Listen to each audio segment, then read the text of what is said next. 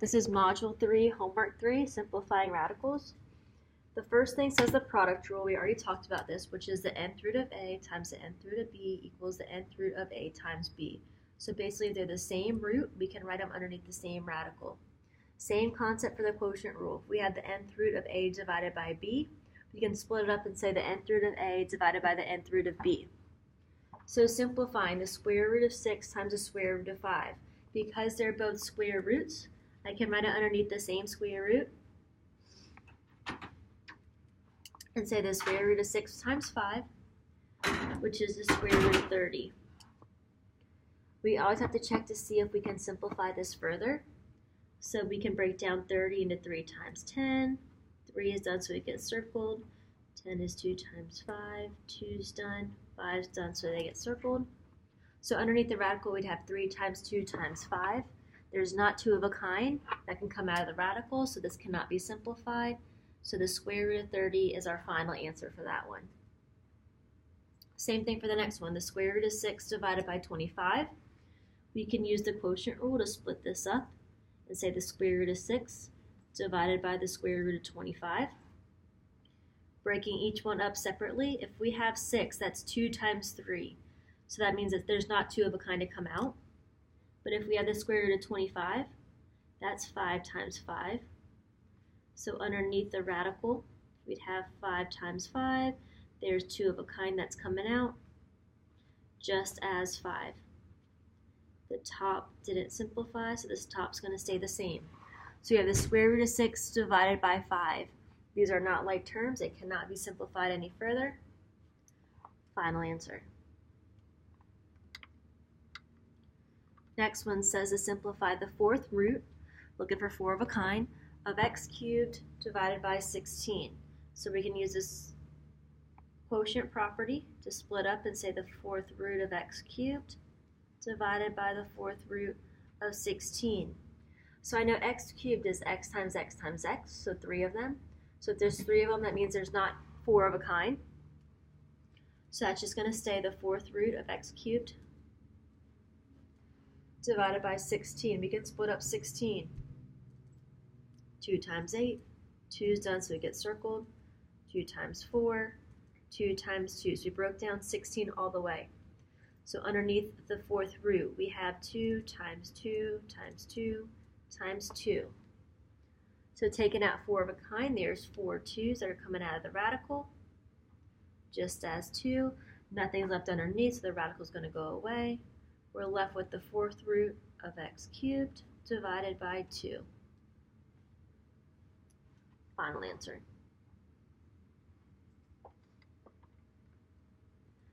Next one is simplify x squared y. The square root of x squared times y all over 256. So again, we can use the quotient rule to split it up to say x squared times y all over the square root of 256. So simplifying that top, the square root of x squared, which is x, times y. It's a square root, so we're looking for 2 of a kind. So those 2 x's are coming out front. There's only 1 y, so that 1 y is staying underneath. There's not enough to take out 2 y's. Breaking down the bottom, so 256. We could say 2 times 128. 2 is done, so we get circled. 2 times 64. 2 times 32. 2 times 16. 2 times 8. 2 times 4. And 2 times 2. Remember, you can break it down any way you want to. You'll get the same answer in the end.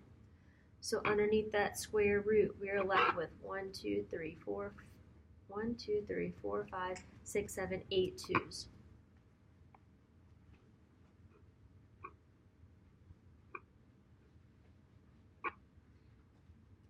So we're looking for 2 of a kind because it's a square root.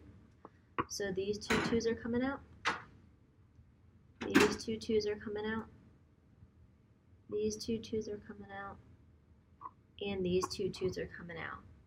Nothing's left underneath the radical, so the radical is going to go away. So we're left over with 2 times 2 times 2 times 2, which is 16.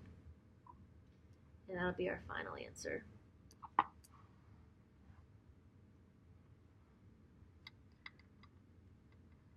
Last one for this page, simplifying the cubed root of 24, x to the 6th.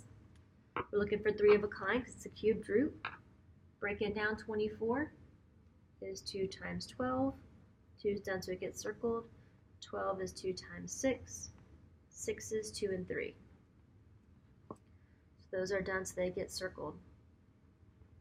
So underneath the cubed root, we really have 2 times 2 times 2 times 3, and then we have 6 x's. Remember a little shortcut. If we have 6 x's, we can figure out how many groups of 3 are coming out, so we can divide. Before we do that, these 3 2's are coming out. There's only 1 3, so I can't take out a group of 3's. And we know x to the 6th divided by 3 is coming out, and that 1 3 is saying underneath the cubed root. So outside the radical, we have 2x, 6 divided by 3 is 2. So 2x squared is coming out of the radical, and the 3 is staying underneath the cubed root. And that's going to be our final answer, 2x squared times the cubed root of 3. Next page. So starting off, we have to simplify 2 times the square root of 20. So that 2 is already out front, so it's just going to hang out. Breaking down 20, we have 2 times 10. You could also do 4 times 5, we get the same answer in the end. 2 is done, so it gets circled. 10 is 2 times 5. 2 is done, 5 is done. So we broke up 20 as far as we could. So that 2 staying out front. Underneath the radical, we have the square root of 20, which was 2 times 2 times 5. This 2 is just staying out front. Just don't forget to bring it down.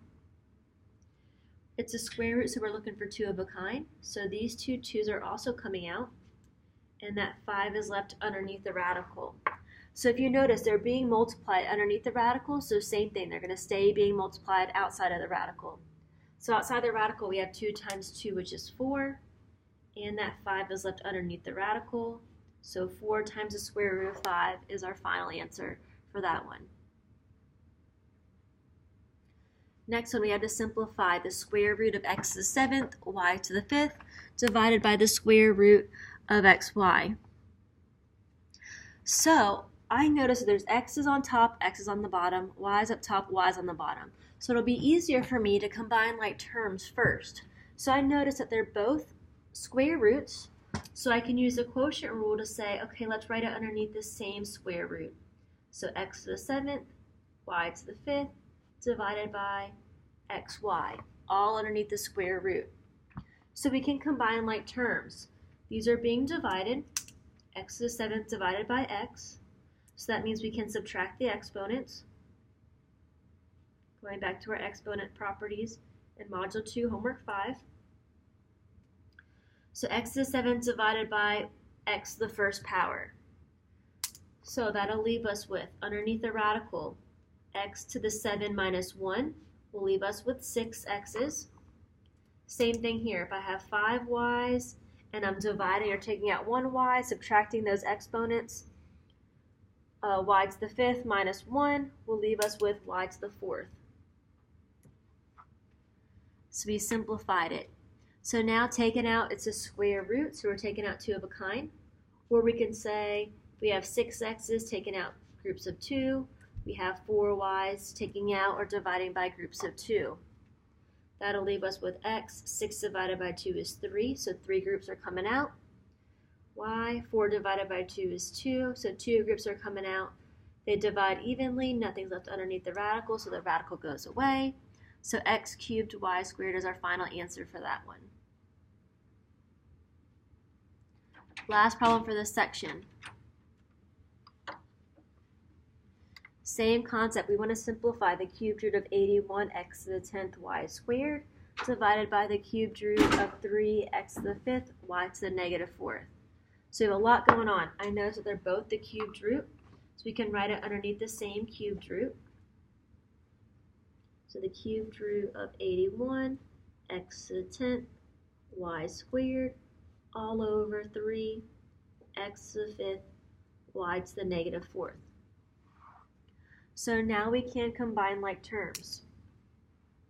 So 81 divided by 3, those are like terms, which will give us 27.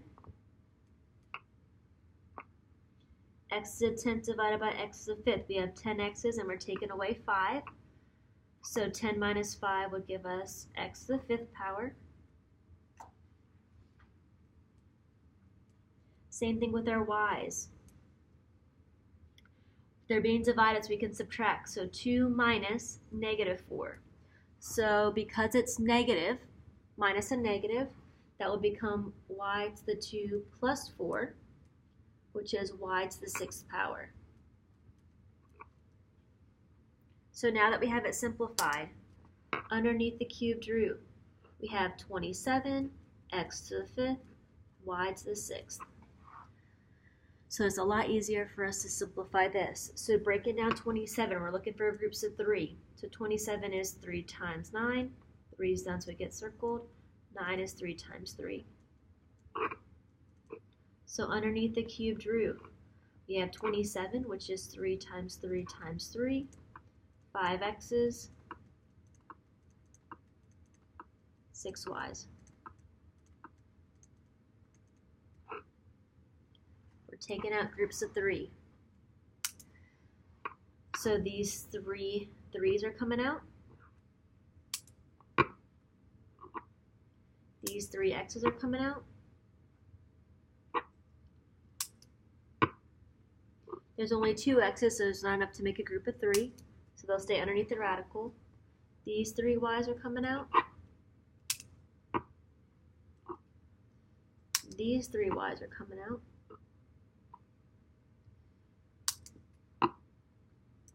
And then we said underneath the radical, those 2 x's are left. So just rewriting this, we have 3x, y times y will give us y squared, times the cubed root of x times x, which is x squared.